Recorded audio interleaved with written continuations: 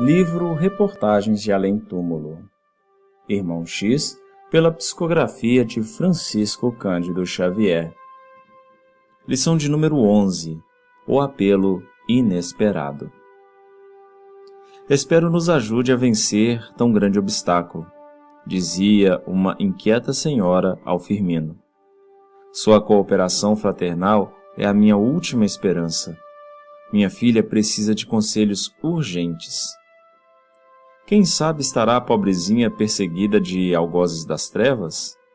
Lembrava o interlocutor sorridente. Conheço casos dessa natureza, em que tudo não passava de simples influenciação de elementos inferiores. Estou disso convencida. Não tenho mesmo qualquer dúvida. A menina sempre pautou seus atos pelo sincero desejo de acertar. Nunca desprezou o trabalho. Nunca deu mostras de rebeldia. Agora, entretanto, parece obcecada por pensamentos indignos. Hoje mesmo solucionaremos o assunto, asseverava o doutrinador prestativo. Irei à sua casa, logo à noite. Fique tranquila. Esses maninhos da sombra preparam ciladas à torto e à direito, mas haveremos de vencer o mal, dirigindo energias para o bem. Enquanto a senhora se despedia, evidenciando gestos desordenados de inquietude, outro cliente assomava à porta, requisitando orientação.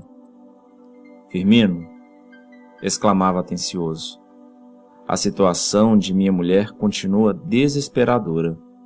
Tenho a impressão de que ela permanece insensível a qualquer advertência. A obsessão empolga-lhe o sistema nervoso de maneira absoluta. Ainda ontem, vi-me em situação vexatória na polícia, devido a sérias denúncias de vizinhos. Até quando suportarei esse martírio doméstico, meu bom amigo? Não poderia você ir até a nossa casa a fim de ministrar algum esclarecimento? O interpelado inclinou a fronte em sinal de assentimento e acrescentou: poderemos fazer, à noite, alguma doutrinação. Espere-me depois de 11 horas. Mal não se havia retirado o esposo aflito, um velho batia à porta, em companhia de rapaz renitente e preguiçoso. Admitido no interior, começou a desfiar o longo rosário de queixas comuns. Esse meu filho, senhor Firmino, já há muito vem sendo perseguido por entidades perturbadoras. Ninguém me disse, mas não se engana o meu coração de pai. A princípio recorremos à medicina. Gastei o que pude, batendo a consultórios e farmácias. Todavia, não colhi qualquer resultado animador. O rapaz continua fazendo loucuras sobre loucuras. Disseram-me que o Senhor dá conselhos como ninguém e venho apelar para a sua caridade. Por favor, veja se nos pode prodigalizar o benefício de uma orientação. O jovem mirava os interlocutores de soslaio, dando a entender mais peraltice que demência. Entretanto, o conselheiro, em vez de receitar-lhe um susto adequado, começou a dizer levianamente: é incontestável. O pobrezinho está obsidiado. Não é de estranhar, visto que as influências maléficas povoam todos os lugares deste mundo.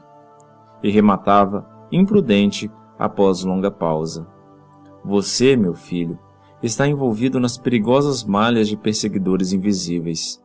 Mas de amanhã em diante faremos serviços de auxílio a seu favor. Qualquer pessoa, nas suas condições, pode cometer os mais negros crimes. Não conhece os escândalos do noticiário comum? A obra destruidora dos maus espíritos, assassínios, suicídios, erros, paixões, resumem a perigosa atuação dos seres diabólicos das sombras. O genitor, embalado pela ideia de socorro gratuito, não ocultava a satisfação, em largos sorrisos, enquanto o rapaz dissimulava gestos cínicos. E era esse o feitio daquele ingênuo e bondoso Firmino da Conceição. Premido pelas contínuas solicitações, abandonara a atividade profissional, passando a viver a expensas das duas filhas, que definhavam nos trabalhos afanosos do bordado e da costura.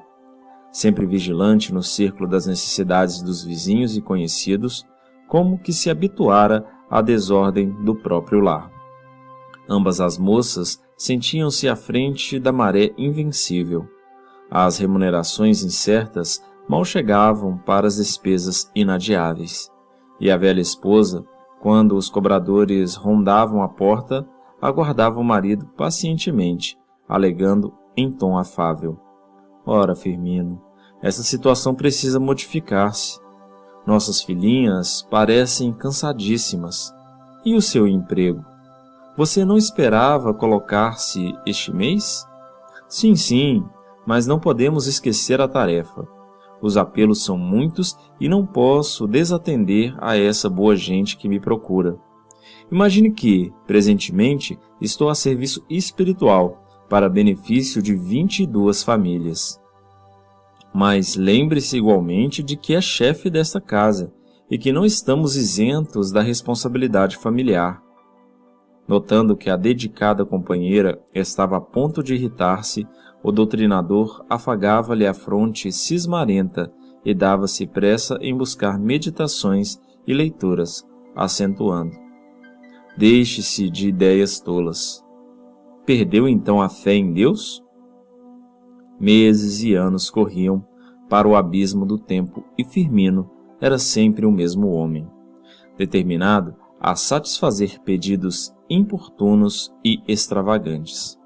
Diariamente, entregava-se a demorados exercícios espirituais, a fim de multiplicar os valores positivos de sua doutrinação, desenvolver a visão psíquica. Agora recebia apelos do visível e do invisível, espíritos ociosos ou inquietos, deste e do outro lado da vida, procuravam-no incessantemente. Vendo-se em tal situação, julgou-se dono de vastos poderes e a vaidade não demorou a surgir como escauracho invasor. O nosso homem não admitia orientação estranha no seu modo de interpretar e julgava-se detentor de dons infalíveis. Chegou, porém, a ocasião de ser abalado nas convicções profundas. Quando a família esgotava o enorme cálice de sofrimento, eis que uma noite, feita a oração habitual, Firmino é visitado por entidade desconhecida. Auréolas de luz cercavam-na inteiramente. Estampando amoroso sorriso, aproximou-se do velho doutrinador, que se ajoelhara e falou com bondade: "Venho da parte de Jesus fazer-te um apelo." Firmino, quase em êxtase, parecia esmagado de júbilo. Solicitação do Cristo?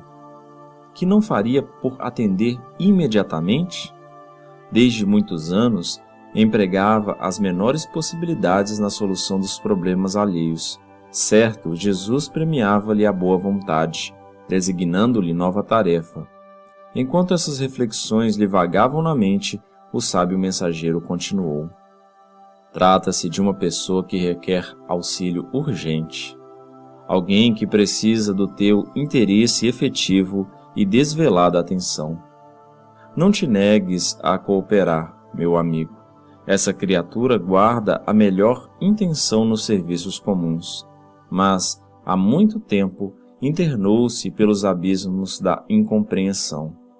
Jesus, porém, observa os discípulos generosos e sinceros, e jamais lhes faltará socorro celeste. O teu concurso é, todavia, indispensável. Esse irmão bem-amado permanece em perigo. Ervas daninhas lhe cresceram no campo espiritual, ameaçando as flores da esperança e os frutos da verdade.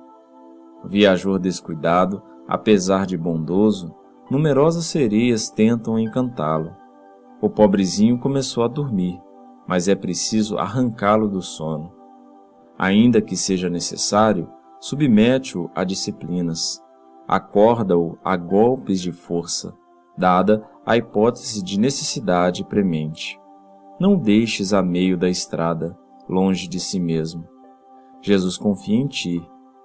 Dize-lhe que o Mestre não deseja ver os seus serviços fraternos sujeitos à solução de continuidade, e sim que, acima de tudo, conserve o trabalho da própria iluminação. Não se interrompa a atividade carinhosa do irmão, mas tampouco se olvide a realidade do homem. Ensina-o a respeitar a beneficência de Deus, a clarear os próprios horizontes e a estruturar a personalidade do discípulo perfeito em si mesmo, a fim de que socorra os necessitados com as medidas da justiça e do amor. Jesus dissemina a caridade todos os dias, nos mais ínfimos recantos do globo, e espera que cada habitante do mundo lhe dissemine os dons sublimes. Entretanto, essa caridade constrói, retifica, educa, eleva e redime. A bondade não endossa a preguiça, nem suprime o valor da necessidade de luta na evolução das almas. Vai, meu amigo, ainda é tempo. Corrige, amando, a quem adormeceu inadvertidamente na estrada tentadora. O interpelado guardava profunda impressão. Debalde tentava localizar o necessitado nos escaninhos do pensamento. A quem se referia o emissário solícito? Algum dos obsidiados em estudo? Habituado a fixar o exterior, lembrou repentinamente o irmão de nome Donato, que nascera sob o mesmo teto, velho companheiro de trabalho terrestre, o qual, apesar de bondoso, nunca lhe aceitara os conselhos e pontos de vista. Penetrando-lhe a ideia recôndita, falou ainda o mensageiro. Refiro-me à única pessoa a quem deves e podes impor a necessária reforma espiritual, mesmo à custa de ásperas disciplinas. O doutrinador ergueu os olhos preocupados e interrogou: trata-se do mano Donato? A lúcida entidade sorriu, entre a compaixão e a serenidade, e como quem necessita tirar o golpe a descoberto, depois de esgotados os recursos da delicadeza fraternal, acentuou com firmeza: não, Firmino, ainda mais uma vez estás equivocado. A pessoa necessitada a que aludi és tu mesmo. O apelo de Jesus refere-se a ti.